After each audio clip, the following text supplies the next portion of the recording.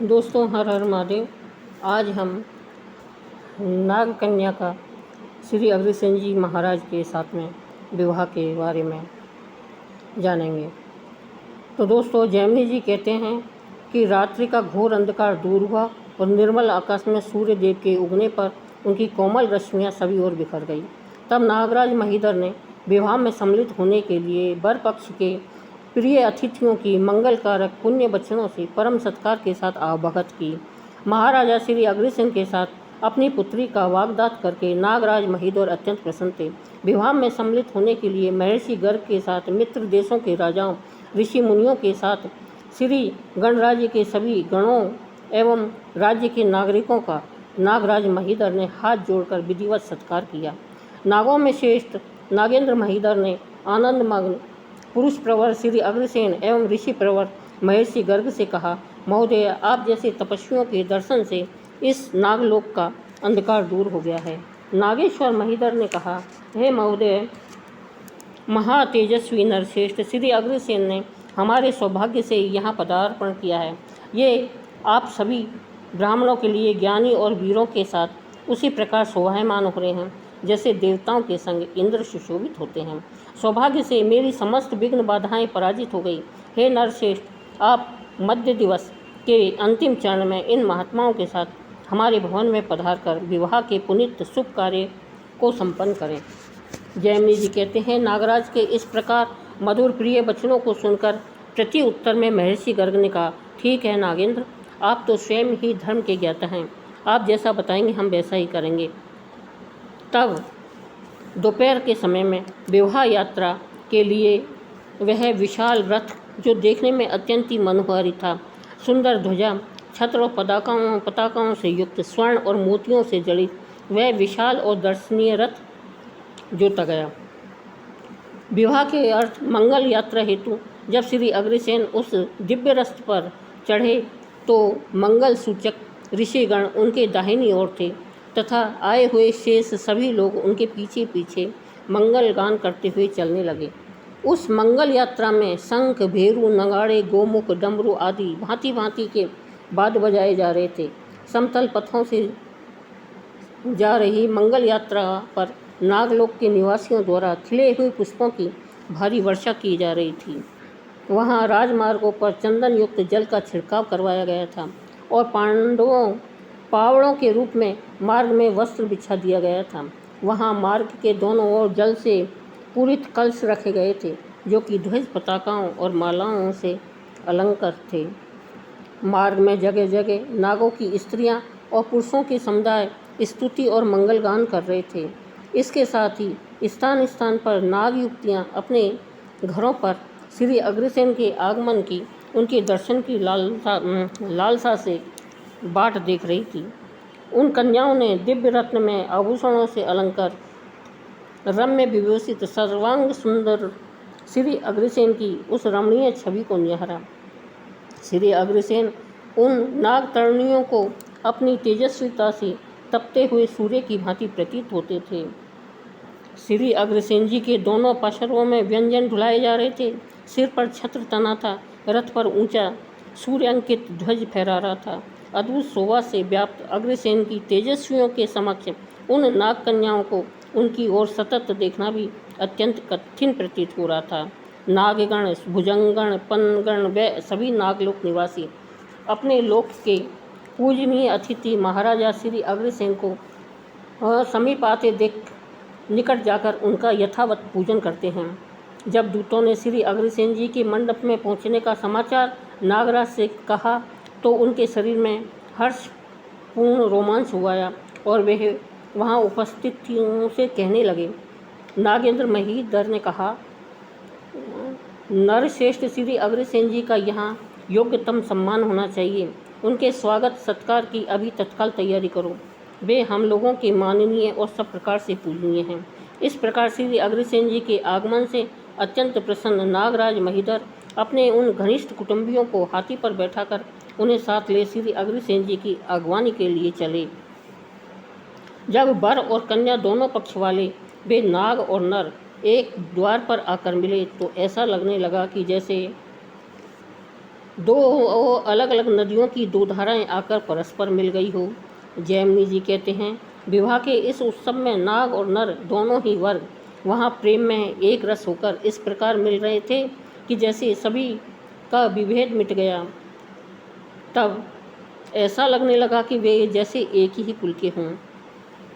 वहाँ पधारे श्री अग्रसेन जी को निरखते ही अंतःपुर की सभी नाग सुंदरियाँ चकित हो गई। विस्मित सी उन सब ने अत्यंत प्रसन्नतापूर्वक महाराजा श्री अग्रसेन की सौंदर्य की प्रशंसा की। उस समय नागराज कुंवारी माधवी जी वस्त्र आभूषण से अलंकृत अत्यंत ही शोभायमान हो रही थी। नागेंद्र महीध्वर की वह रूपमती सुकन्या माधवी परिवार की स्त्रियों से घिरी हुई वहाँ उपस्थित हुई। लग्न मंडप में सोने के खंभों से सुशोभित था। तोरणों से उसकी शोभा और भी बढ़ गई थी। तब सुंदर मुख वाली नाग कन्या माधवी देवी ने उस लग्न मंडप में प्रवेश किया। तब स्वयंवरा नाग कन्या ने श्री अग्रसेन जी के ऊंचे कंधों के मध्य शोभित गले में परम सुंदर फूलों का हार डालकर उनको पति रूप में वरण कर लिया। तब नागराज महीधर ने कहा, हे राजेंद्र, मेरी है सुपुत्री माधवी अब आपकी सहधर्मिणी तथा सहचर्य है, इसे स्वीकार कीजिए और इसका हाथ अपने हाथों में लीजिए। जैमिनी जी कहते हैं, हे जन्मेजय, उसके बाद नागराज महीधर ने अपनी अन्य कन्याओं को सम्मुख करते हुए कहा, हे जमाई राजा श्री अग्रसेन, आप मेरी इन अनुराग तथा उत्तम भक्ति से युक्त अन्य कन्याओं के साथ भी मंत्र उच्चारण सहित पानी ग्रहण कीजिए।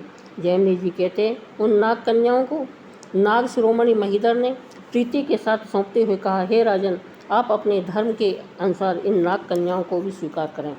नागराज महीधर के इस प्रस्ताव को सुनकर श्री अग्रसेन जी ने की लज्जा की अनुभूति की और तब व्याकुलता से व्यथित होकर श्री अग्रसेन ने नागराज जी से इस प्रकार कहा। हे अग्रसेन ने कहा, हे नागराज, मैं मन को बस में रखने वाला मनस्वी पुरुष हूँ, लोक धर्म का उत्तम आचरण करने वाला हूँ। नागराज की दुहिता माधवी देवी का वरण कर लेने के उपरांत अब मैं अन्य पाणी ग्रहण भला कैसे कर सकता हूँ। हे श्रेष्ठ ज्ञान संपन्न नागेंद्र, इस प्रकार तो आप मुझे ऐसे अनुचित कार्य में लगाना चाह रहे हैं तो कदापि योग्य नहीं है। हे निष्पाप नागेंद्र, मैं आपसे यह स्पष्ट कह रहा हूँ कि नागेश, आप मुझे इस तरह अधर्म में न डालें। आप अधर्म से बचाइए और मुझे धर्म का पालन करने दीजिए, मुझे अपने धर्म के पथ पर चलने दीजिए। हे राजन, नरलोक के राजाओं की अनेक रानियां होना तो लोकमान्य है ही, किंतु हमने तो सुना है कि वहाँ पर एक ही नारी के अनेक पुरुष यानी पति भी होते हैं। क्या यह सच है? हे नरेंद्र, मैं आपको बहुविवाह की अनुमति प्रदान करता हूँ। आप किंचित भी संकोच न करें, इन सब का पाणी ग्रहण करें। श्री अग्रसेन ने कहा, हे नागराज, मेरी राय में तो यह अधर्म ही है और यह लोक तथा लोकहित दोनों के विरुद्ध है, इसलिए मैं लोक धर्म विरोधी ऐसे आचरण को कदापि व्यवहार में नहीं ला सकता। हे नागराज, पति और पत्नी का आदांग होती है, वह यह श्रुति का स्पष्ट वचन है। वह धर्म सहित प्रजा, शरीर, लोक जीवन, धन, स्वर्ग, ऋषि तथा पितरों आदि इन सब की रक्षा करती है। हे नागेंद्र, मैं विवाह कर चुका हूँ, यह मेरी प्रिय पत्नी विद्यमान है। शौच का रहना केवल नारी के लिए ही अत्यंत दुखों का कारण नहीं, अपितु पत्नी की ही शौच का होना पुरुष के लिए भी सदा दुख का ही कारण होता है। हे नागराज, 100 कुएं खुदवाने की अपेक्षा एक बावड़ी बनवाना उत्तम है और 100 बावड़ियों की अपेक्षा एक यज्ञ कर लेना अच्छा है। 100 यज्ञ करने से पत्नी उपलब्ध कर गृहस्थ धर्म का पालन करना उत्तम माना गया है, उसमें भी 100 की अपेक्षा एक ही पत्नी होना सर्वोच्च है। मैं अब अन्य किसी का पति नहीं हो सकता, यह मेरा सत्य वचन है। जैमिनी जी कहते हैं, हे महाप्राज्ञ जन्मेजय, इस प्रकार अपना स्पष्ट निर्णय मत अभिव्यक्त करते हुए श्री अग्रसेन ने नाग कन्या माधवी जी के आभूषण युक्त कोमल हाथ अपने हाथों में ले लिए। उसके बाद में विशाल नेत्रों वाली उन नागसुता माधवी जी ने लजाते हुए श्री अग्रसेन जी के उत्तरीय छोर अपने हाथों में थाम लिया। फिर वे दोनों पति पत्नी, जिनके शरीर कुंकुम से चर्चित थे, अपनी अंजलि बांधकर यज्ञ वेदी के निकट आए वहाँ उन दोनों ने घी की आहुति से भली भांति तृप्त किए गए अग्निदेव की परिक्रमा की। फिर वे दोनों 7 पग साथ साथ चले। जैमिनी जी कहते हैं, हे धर्मज्ञ जन्मेजय, इस प्रकार नागराज कुमारी माधवी देवी का श्री अग्रसेन जी के साथ में विवाह संपन्न होने पर उस समय नर और नागों के मन में हर्ष से प्रफुल्लित हो गए। नागराज ने अपनी प्रसन्नता से कन्या के निमित्त कन्या धन यानी दहेज में बहुत सारा धन दिया। बहुत स्वर्ण, रजत, मोती, मूंगे आदि कन्यादान के रूप में प्रदान किए। विवाह संपन्न हो जाने पर नागराज द्वारा समर्पित धन में से, दहेज में से महाराजा अग्रसेन ने बहुत कुछ ब्राह्मणों को दान कर दिया। इस प्रकार जो कुछ दिया गया था, नागराज महीधर ने अपने मन में विचार किया कि मैं अपने जामाता महाराजा अग्रसेन को क्या दे रहा हूँ। इसलिए मेरी मति में तो यह उपयुक्त लगता है कि मैं नागलोक के तल, अतल, वितल, सुतल, तलातल, रसातल व पाताल, इन 7 लोकों में से एक तल यानी एक लोक श्री अग्रसेन को अर्पित कर दूँ। ऐसा मन में निश्चय कर नागराज महीधर ने सभी नागों के समक्ष यह घोषित किया। नागराज महीधर ने कहा, इस नागलोक का यह उत्तम तल राज्य में आज से श्री अग्रसेन के नाम से पुकारा जाएगा। दोनों संस्कृतियों का यह सम्मिलित केंद्र अत्यंत ही मनोहर प्रदेश अग्रतल के नाम से तीनों लोकों में प्रसिद्ध होगा।